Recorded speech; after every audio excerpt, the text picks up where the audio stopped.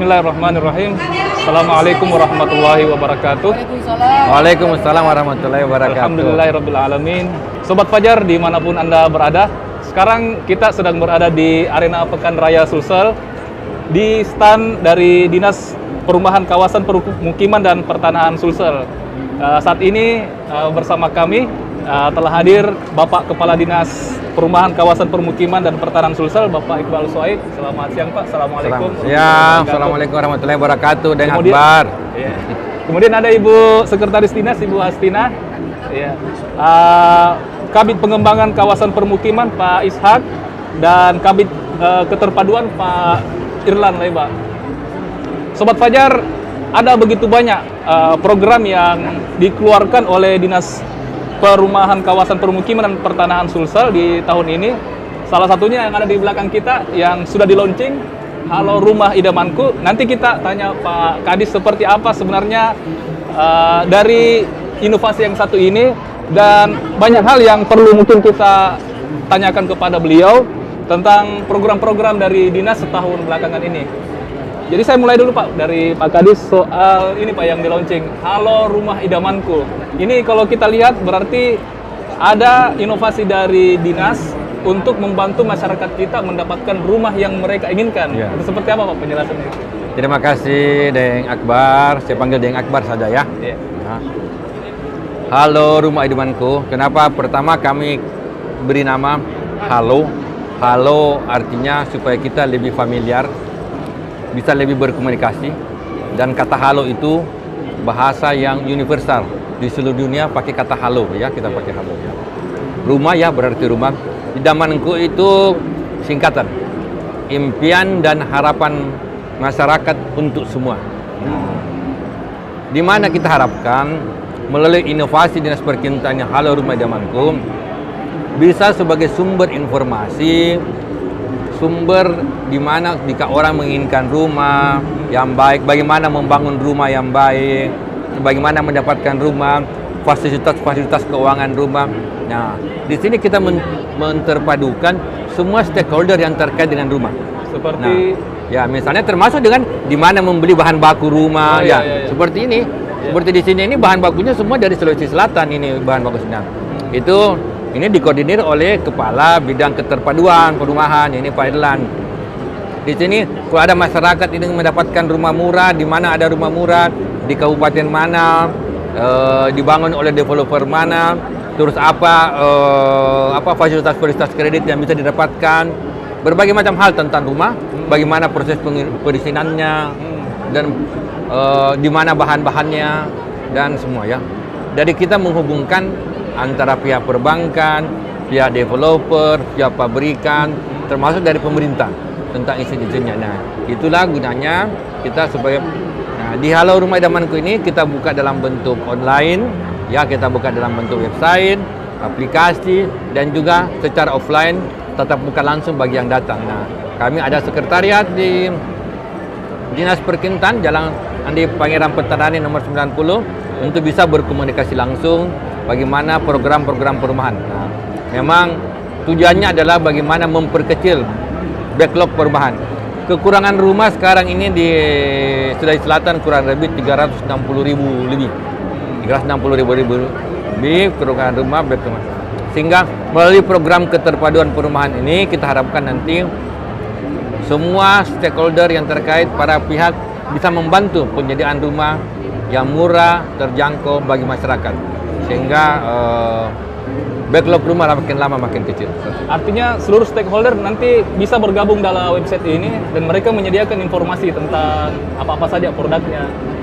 Diharapkan semua stakeholder masuk ya, sehingga termasuk di dalamnya juga dari agraria tentang bagaimana status tanah, termasuk juga dari KPU-an, dinas-dinas pemerintah ya, dan swasta, semua terlibat. Sangat komplit Pak ya, karena biasanya kan website itu hanya menyediakan untuk pengembangnya dan perbankan. Ini biar penjual bahan bangunan juga sudah bisa masuk ke situ. Masuk supaya di mana dapat murah gitu kan, di mana masa harus untuk bahan bangunan harus misalnya ambil dari Jakarta, ambil dari Surabaya. Kalau misalnya kita bisa memberikan informasi bahwa bahan bangunan ini ada di Sulawesi Selatan, ya beli di Sulawesi Selatan saja biar lebih murah gitu kan. Sehingga kadang-kadang kita membangun rumah dengan biaya yang besar padahal bisa lebih murah.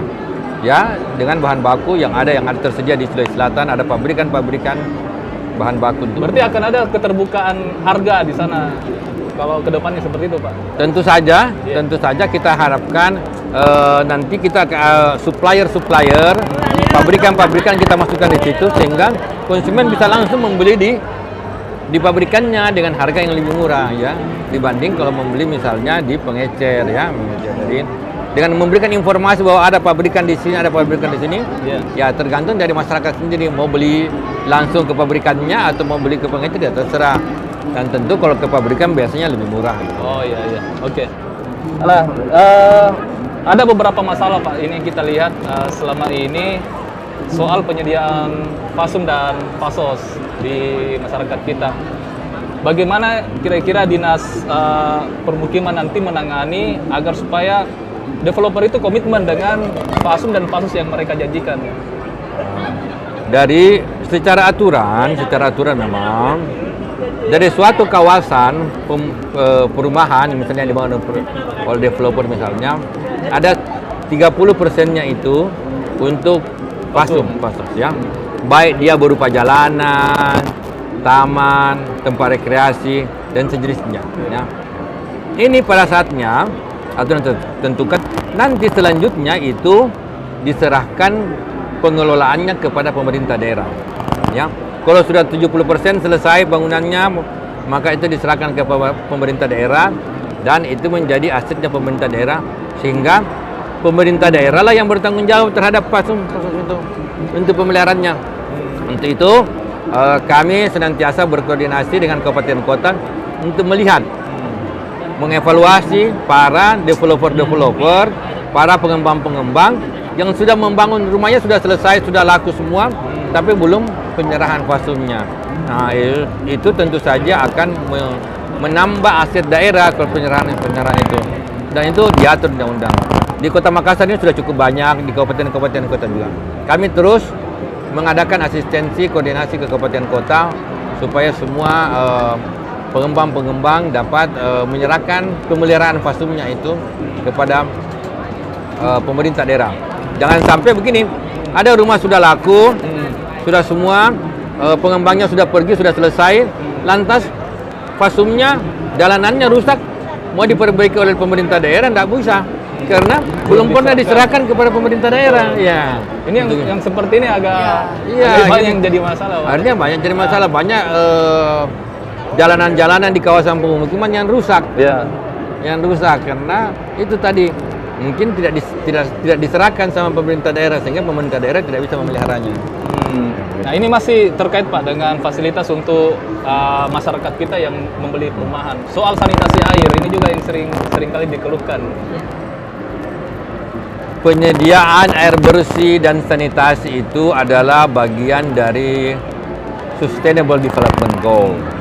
Dalam tujuan yang keenam itu ya, tujuan keenam itu akses terhadap air bersih dan sanitasi. Nah, memang ini merupakan satu masalah, bukan hanya masalah kita, tetapi sudah masalah dunia, menjadi masalah dunia. Nah, terutama yang paling banyak itu di kawasan kumuh. Nah, ada beberapa program kita yang nanti akan dijelaskan oleh Pak Ishak sebagai kepala bidang yang menangani beberapa kawasan kumuh di Sulawesi Selatan di mana memang menjadi concern kita.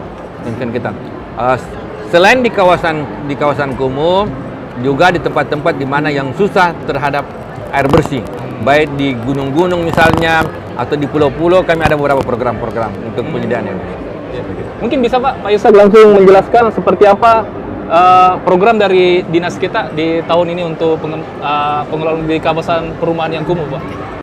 Terima kasih Deng Akbar.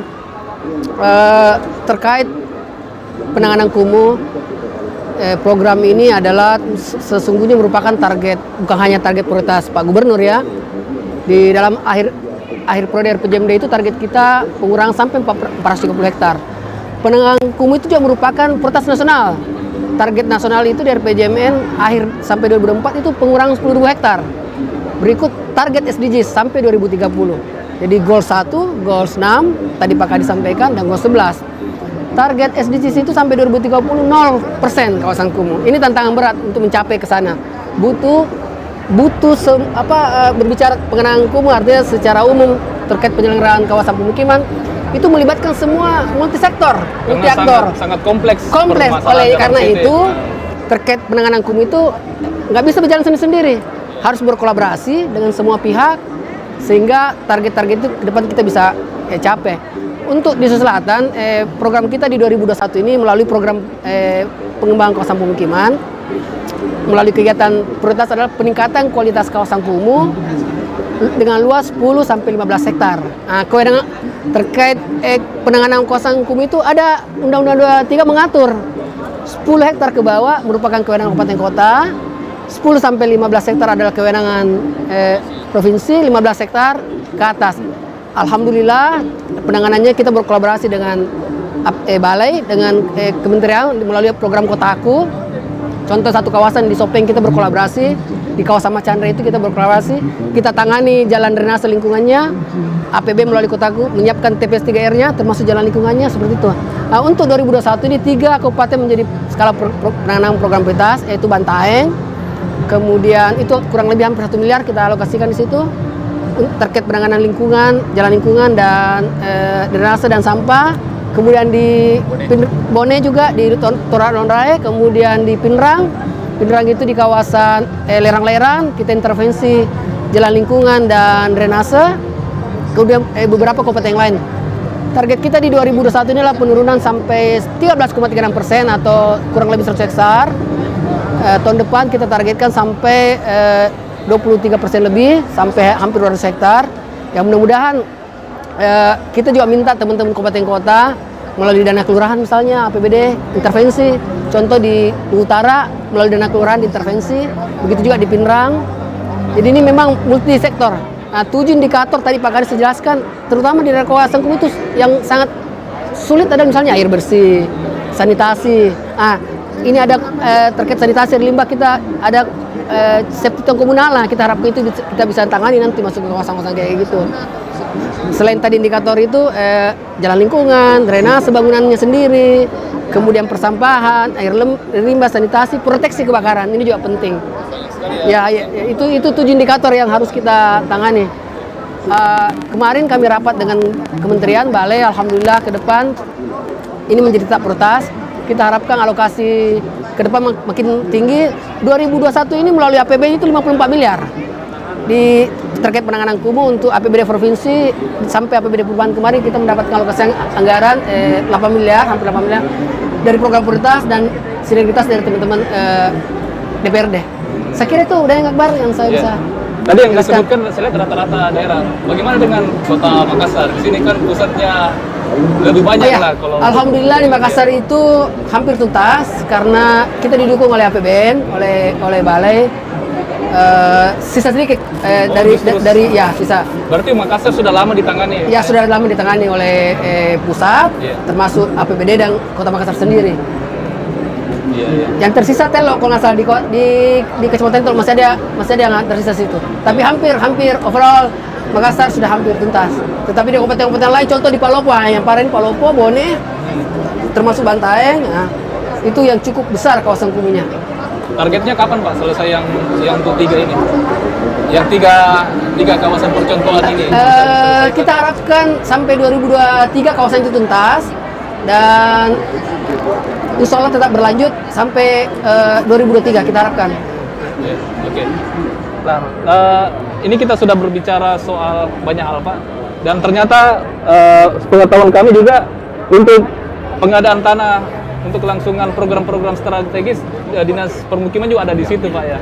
Nah, kira-kira seperti apa peran dari Dinas Pak untuk kelangsungan program strategis nasional seperti seperti kita ketahui sekarang ini rel kereta api kita masih bermasalah. Jadi kalau kita lihat undang-undang pengadaan tanah itu ada 4 tahapannya. Tahapan yang pertama itu perencanaan, tahapan yang kedua itu persiapan, tahapan yang ketiga pelaksanaan, dan tahapan keempat itu adalah serah terima. Ya, serah terima. Di perencanaan itu itulah misalnya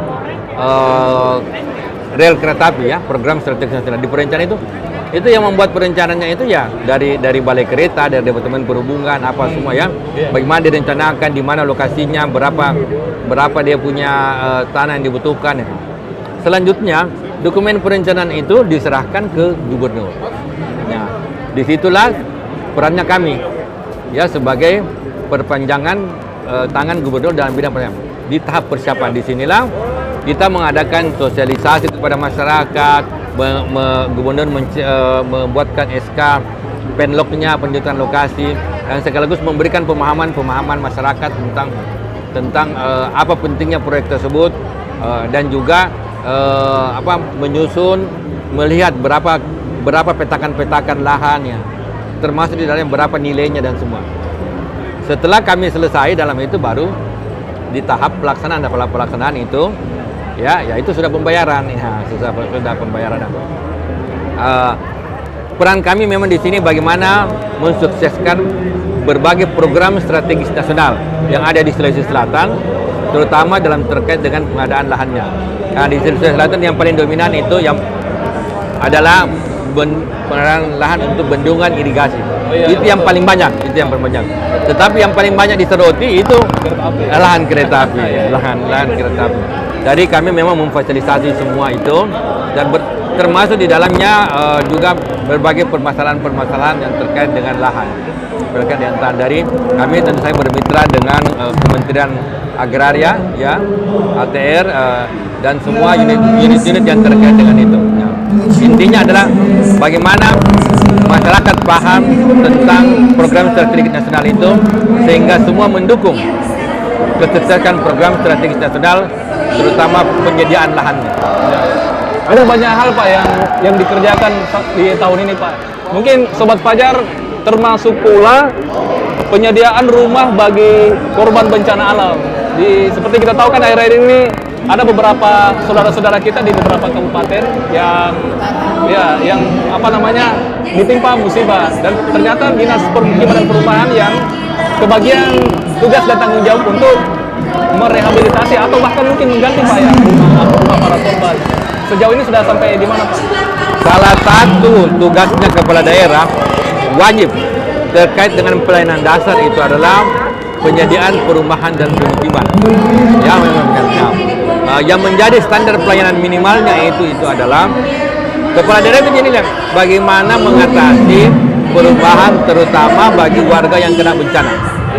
Ya, itulah tugasnya Dinas Perumahan untuk memfasilitasi semua stakeholder yang ada, baik melalui APBN, APBD provinsi, APBD kabupaten kota maupun dari pihak swasta, sehingga rumah-rumah saudara-saudara kita yang terkena bencana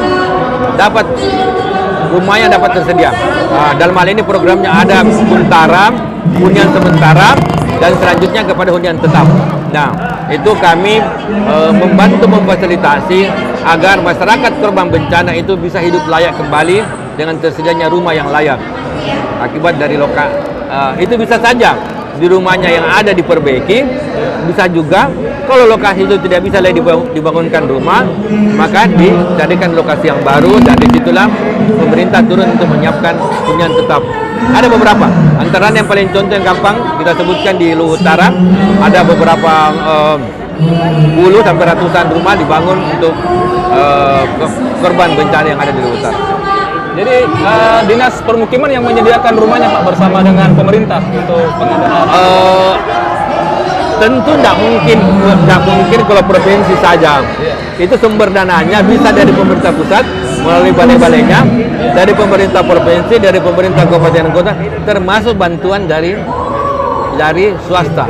Nah, kami memfasilitasi semua itu sehingga tidak ada masyarakat yang korban bencana tidak difasilitasi penyediaan rumahnya yang rumahnya kena bencana, yang rusak karena bencana.